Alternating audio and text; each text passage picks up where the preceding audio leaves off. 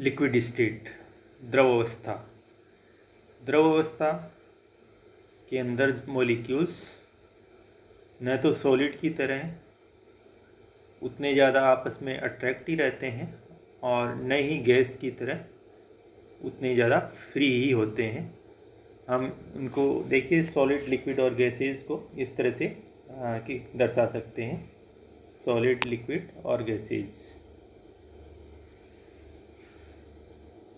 Gas के अंदर जो मॉलिक्यूल्स हैं दूर दूर हैं, अट्रैक्शन फोर्स कम है और आसानी से एक जगह से दूसरी जगह मूव कर सकते हैं। ठोस के अंदर जो मॉलिक्यूल्स हैं वो बहुत पास पास हैं, बहुत ज़्यादा व्यवस्थित हैं, और द्रव के अंदर देखिए इनकी बीच की अवस्था है, इस तरह से हम दर्शा सकते हैं।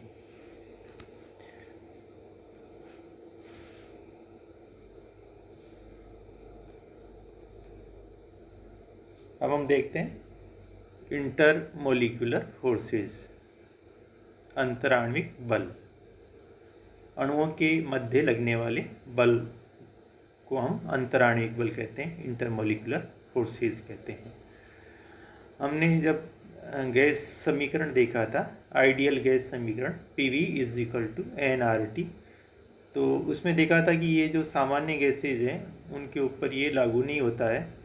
सामान्य ताप दाब पे अगर हम देखते हैं तो ये इसका संशोधन किया गया था वान डर वाल के द्वारा, और वान डर वाल गैस समीकरण के नाम से हम जानते हैं। दाब और आयतन दोनों के अंदर संशोधन किया गया था।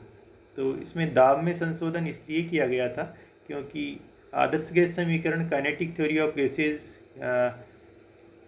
के अनुसार डिराइव किया हुआ है, और ये माना हुआ है उसके अंदर कि गैसों के जो मॉलिक्यूल्स हैं उनके बीच में आकर्षण बल नहीं लगता है। लेकिन ऐसा नहीं है, गैसों को हम द्रवीकृत कर सकते हैं, और द्रवीकृत तभी हो पाएंगी जब उनके बीच में आकर्षण बल होगा। तो गैसों के अणुओं के बीच में भी आकर्षण बल लगता है, और इसी वजह से हमने देखा था कि दाब के अंदर संशोधन किया गया था, और आदर्श गैस समीकरण से वान डर वाल गैस समीकरण प्राप्त हुआ था।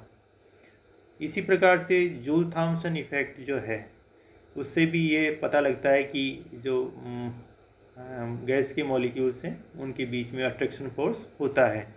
जब हम गैसों को निर्वात के अंदर एडियाबेटिकली प्रसारित करते हैं तो उनका जो टेम्परेचर है वो कम हो जाता है। निर्वात या अधिक दाब से कम दाब के अंदर प्रसारित करते हैं एडियाबेटिकली, तो टेम्परेचर में गिरावट आती है, और वो गिरावट इसलिए आती है कि हमें अट्रैक्शन फोर्स के विरुद्ध में जो है उनको प्रसारित होती हैं, तो टेम्परेचर कम हो जाता है, उसका ताप कम हो जाता है। तो इसका मतलब ये हुआ कि गैस के मॉलिक्यूल्स के बीच में अट्रैक्शन फोर्स होता है। तो अब हम देखते हैं ये जो इंटरमोलिकुलर फोर्सेज हैं उनके कैसे उत्पन्न होते हैं, क्या कारण है, अंतराण्विक जो बल हैं उनके उत्पन्न होने के क्या क्या कारण हैं। तो पहला हम देखें द्विध्रुव द्विध्रुव अंतर क्रिया के कारण, यानी डाइपोल डाइपोल इंटरेक्शन। डाइपोल वो मॉलिक्यूल है जिसके अंदर चार्ज का सेपरेशन हो, जैसे प्लस माइनस दो पोल हो, जैसे नाम से ही लग रहा है द्विध्रुव यानी दो पोल, डाइपोल, एक प्लस और एक माइनस। तो जैसे HCl है या HF है, NH3 है या SO2 है, इस तरह के जो मॉलिक्यूल्स हैं ये जिनके अंदर परमानेंट डाइपोल मोमेंट पाया जाता है, स्थायी द्विध्रुव आघूर्ण पाया जाता है। तो ऐसे जो मॉलिक्यूल्स हैं उनके बीच में अट्रैक्शन फोर्स होता है, क्योंकि एक मॉलिक्यूल का जो प्लस सिरा है वो दूसरे मॉलिक्यूल के माइनस सिरे को आकर्षित करेगा, और इस प्रकार की अंतरक्रिया को हम कहते हैं डाइपोल डाइपोल इंटरेक्शन। देखिए इस फिगर में इस तरह से ये आप देख रहे हैं जो जिनके मॉलिक्यूल्स के अंदर परमानेंट डाइपोल मोमेंट होता है, उनके अंदर उन मॉलिक्यूल्स के एक सिरे को प्लस और दूसरे को माइनस से प्रदर्शित किया हुआ है।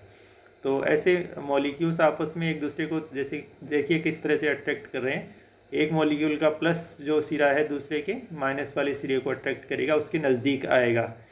तो इस तरह का जो अट्रैक्शन फोर्स है ये इस कैटेगरी में आएगा। अब हम देखते हैं दूसरे प्रकार का डाइपोल इंड्यूस्ड डाइपोल इंटरेक्शन, यानी द्विध्रुव प्रेरित द्विध्रुव अंतरक्रिया। यानी एक जो है वो उसके अंदर तो डाइपोल मोमेंट है, परमानेंट डाइपोल मोमेंट है, स्थायी डाइपोल मोमेंट है, लेकिन दूसरा जो मॉलिक्यूल है वो नॉन पोलर है, लेकिन उसके अंदर डाइपोल वो प्रेरित द्विध्रुव बन जाता है, यानी उसके अंदर डाइपोल मोमेंट आ जाता है। देखिए इसको हम इस तरह से दिखा सकते हैं कि इस डायग्राम से एक ये लेफ्ट हैंड साइड में आप देख रहे हैं पोलर मॉलिक्यूल है, यानी जिसके अंदर डाइपोल मोमेंट है, एक सिरा प्लस चार्ज और दूसरा माइनस चार्ज से दर्शाया हुआ है। अब जो नॉन पोलर मॉलिक्यूल है जब दूर है तब तो उसके अंदर किसी प्रकार का कोई चार्ज का सेपरेशन नहीं दिखाया हुआ है, वो नॉन पोलर है, किसी प्रकार का उसमें द्विध्रुव आघूर्ण नहीं है। लेकिन जब ये पोलर मॉलिक्यूल के नज़दीक आ रहा है, आप देख रहे हैं ये नीचे की तरफ जब से एरो का निशान लगा हुआ है और ये पोलर मॉलिक्यूल की तरफ आ रहा है, तो उसके अंदर इंड्यूस्ड पोलैरिटी हो गई है, यानी उसके अंदर चार्ज हम देख रहे हैं सेपरेट हो रहा है। जिधर पोलर मॉलिक्यूल का प्लस सिरा था उधर इस नॉन पोलर मॉलिक्यूल के ऊपर माइनस का चार्ज आ रहा है। तो इस प्रकार ये प्रेरित द्विध्रुव के रूप में चेंज हो जाता है और इनके बीच में अट्रैक्शन फोर्स लगता है। तो ये है डाइपोल इंड्यूस्ड डाइपोल इंटरेक्शन, यानी द्विध्रुव प्रेरित द्विध्रुव अंतरक्रिया। अब हम देखते हैं तीसरे प्रकार का प्रेरित द्विध्रुव अंतरक्रिया या induced dipole interaction.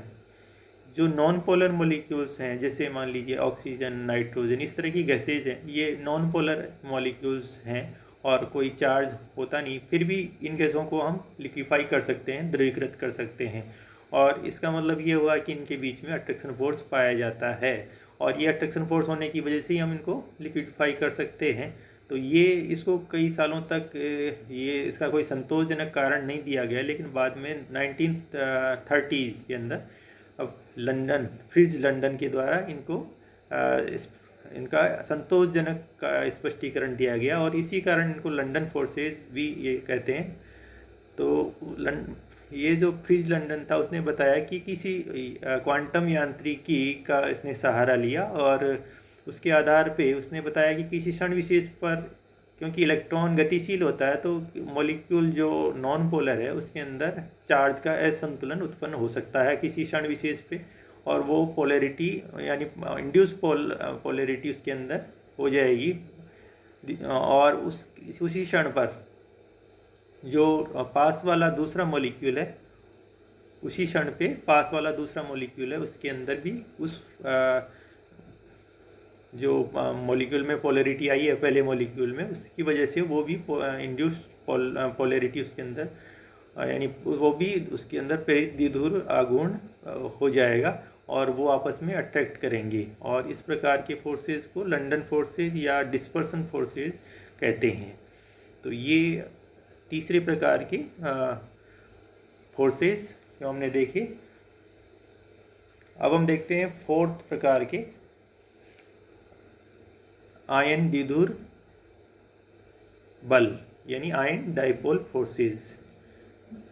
Ion dipole forces जैसे कोई आयनिक कंपाउंड है तो वो ऐसे विलायक जिसका द्विध्रुव आघूर्ण अधिक होता है उसके अंदर वो आसानी से विलयशील होता है। वो इसी कारण से होता है क्योंकि जो आयन हैं उनके चारों तरफ ऐसे विलायक,